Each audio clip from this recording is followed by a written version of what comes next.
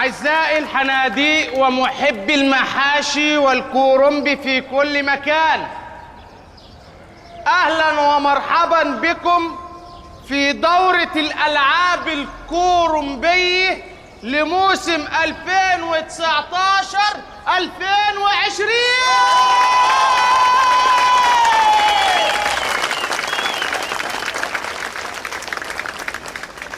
يشرفني ويسعدني أن أقدم لكم هذه المسابقة. معكم عضو الاتحاد الكرنبي الدولي والعضو المنتدب بالاتحاد الأفريقي الكرنبي بسيط. تسجيل.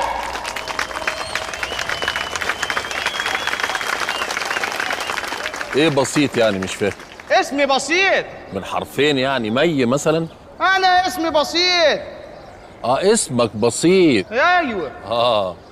اسمك ايه بالكامل؟ بسيط لي مهلهل بنجاح.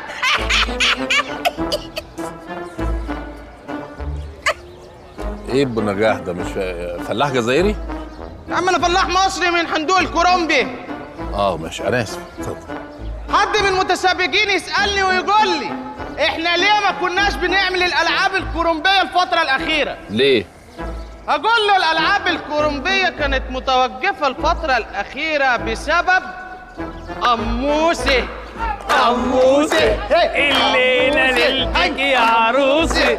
أموسة الليلة ليلتك يا عروسي. مش عايزين تهريج. حاضر. هذه المسابقة يتنافس عليها اليوم فريقين. نبدأ بحامل اللقب وفريق الأستاذ سعيد. اسم فريقك إيه يا حاج؟ بلاطة سراي. واضح يا حاج.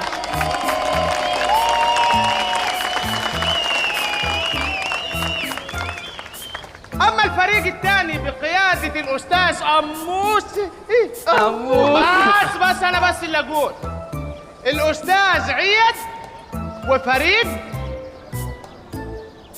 خميس سان جيرمان.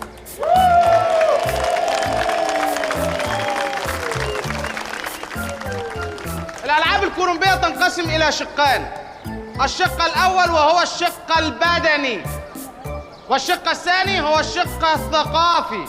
وفي نهاية كل يوم هنجمع نقاط الفريقين وهنحسب كل حاجة بالورقة والقلم.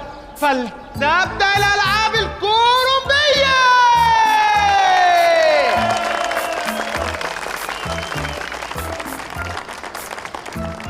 ودلوقتي مع سباق الحمير، ومش عايز اسمع صوت حمار. انا ما فتحتش بقي يا ددع. مش انت يا ددع. حد من الجماهير يسألني ويقول لي ايه هي صفات ومميزات سباق الحمير، انا اقول له السرعة، القوة، خفة الحركة، خفة الدم. خفة الدم من صفات الحمار؟ لا دي من صفات يعني. وخلاص اكتم يا حاج، مش عايز امد يدي عليك. ودلوقتي نبدأ المسابقة.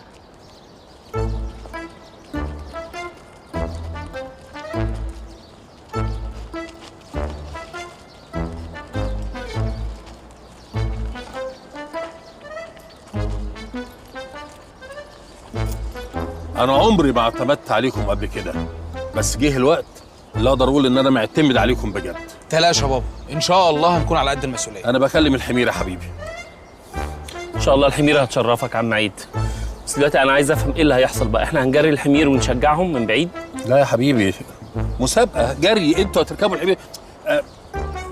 عارف الفروسية؟ طبعا عارفين الفروسية. أدي الحمورية. اللي قدامك ده أول جمهورية حمورية. إيه ده؟ أنت ركبت حمير قبل كده؟ لا، هي كانت مسابقة معلومات عامة وطلعت أول جمهورية حمورية. والآن مع المسابقة 1 2 3. هوبا يا ولا، يلا يا ولا، اجري يا ولا اجري. بنت يا ولا، هم. خد يا حمار. السباق من هنا يا بنات. مش عارفين الطريق من هنا. شغل الGPS وامشي من هنا على طول. يلا. انت بتعمل ايه؟ ايه؟ انت بتخمس؟ بدوخهم. ودلوقتي مع لعبة المتعة والإثارة، المنديل. لعبة المنديل هي لعبة سهلة وبسيطة، بس عندنا في الكفر لعبة حويطة.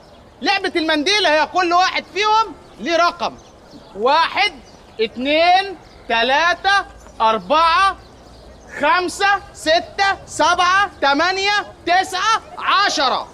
تمام؟ اللي هيسمع رقمه هيجيني هنا، هياخد المنديل ويرجع بسرعة على فرجته. كده هيبقى هو الكسبان. حد ليه أي أسئلة تاني؟ بعد اذنك انا. اتفضلي. معلش انا اللعبه دي مش بلعبها بالمنديل، مال؟ بلعبها بالبشكير عشان لما بعرق بنشف فيه. بص يا أستاذة، بعد إذن سيادتك أنا مش عايز أي تريقة، تمام؟ ونلتزم بقواعد اللعبة يا أساتذة، إحنا مش جايين نهرجوا. ماشي؟ اتفضل. حد من الجماهير يسألني ويقول لي ما هي مميزات وصفة لعبة المنديل؟ أقول له تتميز لعبة المنديل بالقوة، بالحركة، باللياقة، باللباقة. والايه؟ اللباقة. خالتك اسمها كباقه. ايه يا حاجة؟ ايه يا حاجة؟ في ايه؟ هتهزقونا في وسط البلد ولا ايه؟ ما نلم نفسينا يا جماعة.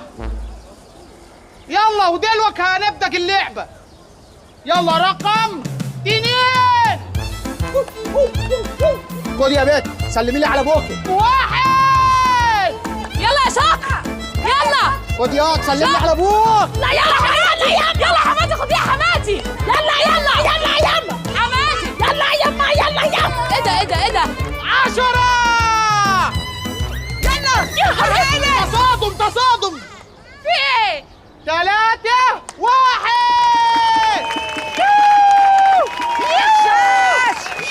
انت الظالم ده انت راجل ظالم على فكره. انا ظالم؟ انا راجل محايد ولا اقبل هذا الكلام. لا انت راجل ظالم بدليل ان انت حطيت ايدك ناحيتها بالمنديل. لا هتقولي لي ظالم كده انا هنسحب لانها وصفتني بعدم التهذيب وهذا غير لائق. طب استنى بس احنا على الهوا.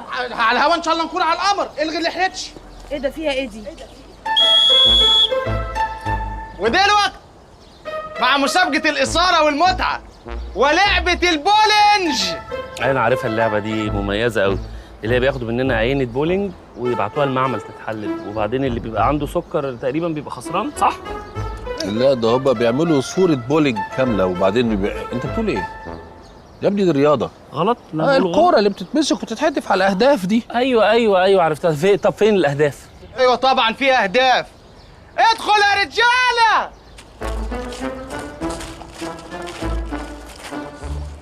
لا ثانيه واحده يا جماعه، هي مش الاهداف دي بتبقى خشب؟ هي الناس دي خشب؟ لا دول بني ادمين بحقوا حقيقي، واللي هيموت اكبر عدد منهم هو اللي هيكسب. اللي يموت أكبر عدد؟ انت مهددهم ولا ماسك عليهم حاجة دول؟ لا دول جايين حبا وتطوعا في الرياضه مش اكتر. يا جماعة ما هي دي أصل اللعبة دي مستحدثة تعود لأيام الفراعنة اللي هو العصر الفاطمي. كان الملك دحنجل الثامن يجيب العيال في المعبد يقوم مفلق فيهم بالقلل، فالعيال تموت. أعدائه ما سكتوش، قاموا مدخلين ابن أخته في وسط العيال، قام مفلقه بالقلة، فزعل عليه توثيقا للعبة قام عامل العيال الخشب. يعني مع كامل احترامي طبعا لاجتهادك ولبحثك وكده، يعني في معلومات من اللي انت قلتها صح، مش كلها غلط، ولكن لا معلش خليني اعدل لك المعلومه، انا اسف. هو بتعود فعلا للعصر الفرعوني، ولكن دي من اختراع الشيف شربيني راع. ده كان بيعمل لعبه اكله كده اسمها بودنج. عارف البودنج اللي هي الشوكولاته كلنا عارفينها، بس كان بيعملها على شكل كوره، وجميعنا يعلم الكوره معناها ايه بالانجليزي؟ بولي. كوره معناها بولينج؟ لا بول عادي. بول. فهي بقى سموها بولينج نسبه الى البودنج بتاع الشيف شربين راع. بومبا احنا محتاجين نتكلم. شور طبعا. على فكره احنا لو تجاذبنا اطراف الحديث هنلهم بعض. انت ملهم. هتولع. نلهم. بس بقى بس يلا عايزين نبدأ دي فلاحي؟ لا مش فلاحي، بس انا الدغ في الهمزه. اتفضل. نبدأ ولا ايه؟ نبدأ طبعا. يلا نبدأ. بس استاذنك قبل ما نبدأ، اشمعنى الحاج سعيد بيلعب بخوذة وانا لا؟ يعني انت عايز الخوذه يعني؟ خدها ايه؟ لا مش دي يا ناصح، دي انت مغطي بيها الخوذة. انت قصدك على دي؟ لا ما ينفعش. يلا بقى نبدأ بقى. يلا نبدأ. يلا وهنبدأ بالفريق الاول، الفريق البرتقالي. مين فيكم اللي هيضرب اول واحده؟ انا اللي هضرب اول واحد. لا انا اللي هضرب اول واحد. اقول لك انا اللي هضرب اول واحد. انا اللي هضرب اول واحد. طب انا لو ما ضربتش اول واحد هزعل واتكبس وامشي. وتبقى زي عم عيد القموصي. لا انا مش عايز ابقى زي عم عيد. لا خلاص ابدا انت. يلا ابدا. ضحكت عليه. يلا ابدا. تشجيع تشجيع. البرتغالي البرتغالي البرتغالي البرتغالي البرتغالي البرتغالي البرتغالي البرتغالي. جاهز يا زومبي؟ ايوه.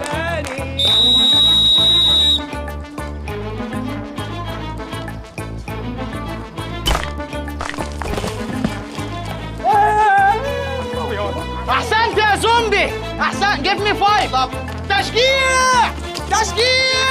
البرتغالي البرتغالي البرتغالي البرتغالي البرتغالي البرتغالي البرتغالي. يا عم غش، في واحد فيه الروح، والله في واحد فيه الروح اهو. يا جدع بطل كلام فاضي. يلا ودلوقتي جه دور الفريق الازرق. تشجيع.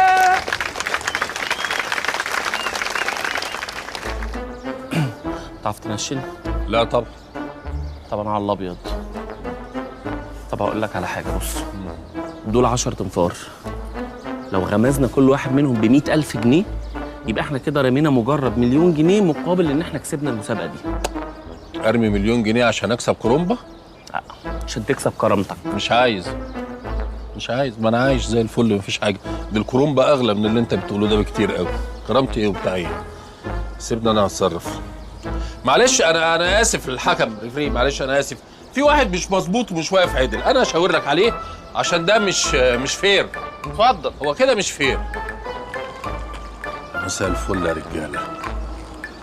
اللي انا معايا 600 جنيه محيرني، مالهمش عازه وخايف لا يقعوا من جيبي.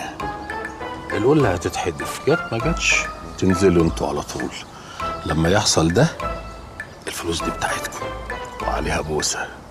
يا استاذ، انت يا استاذ خلص بقى، عايزين نبدا المسابقه. كده فير، هما كده تمام، كده فير. يلا عايزين نبدا. يلا جاهز؟ جاهز؟ جاهز. يلا حدد هدفك. 1 2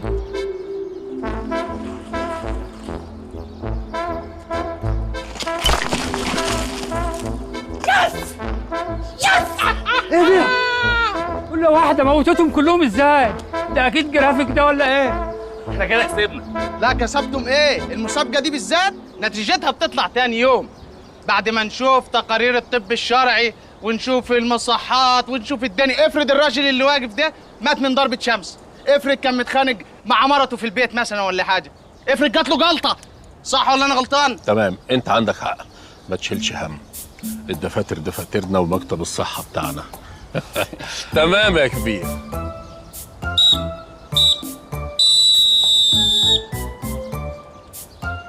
وبكده يكون اليوم الأول قد انتهى والمسابقة والجزء العملي خلص. ولقد حصل فريق خميس سان جيرمان على 7 نقاط. يس.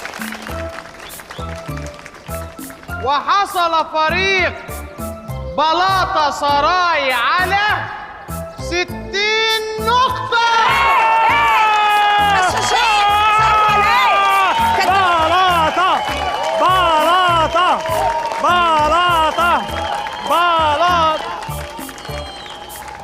بس يا حبيبي، وبكده يكون اليوم الأول قد خلص، ونلقاكم غدا في المسابقة الثقافية. تسجيل تسجيل.